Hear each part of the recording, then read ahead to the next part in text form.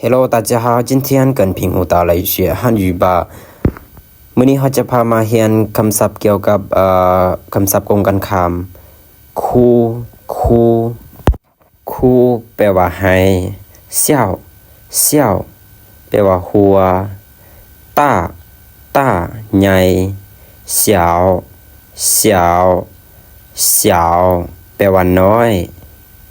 ชั่วผิดตุ้ยแปลว่าถึกหุยกับจู้พักอาศัย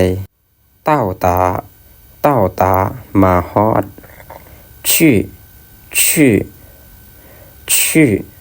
ไปหลีคายออกจากเดินทาง旅行การเดินทางหรือว่าการท่องเที่ยว冷静ใจเย็นๆ认真แปลว่าดุมันตั้งใจ开心ดีใจ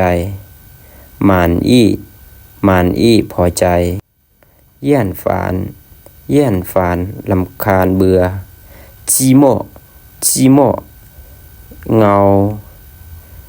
ชื่อว่างผิดหวัง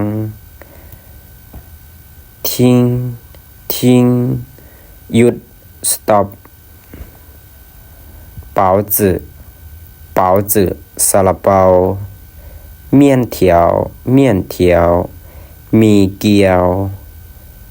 มีฟ่านข้าวเจ้าเจียวจื่อเกียวเมี่ยนเปาข้าวจีเหอเปาต้านไข่ดาวเฉาฟ่านข้าวผัดเจ้าฟ่านอาหารเช้าโอเคอย่าลืมกดไลค์กดติดตามเพื่อเป็นกำลังใจให้เด้อสบายดี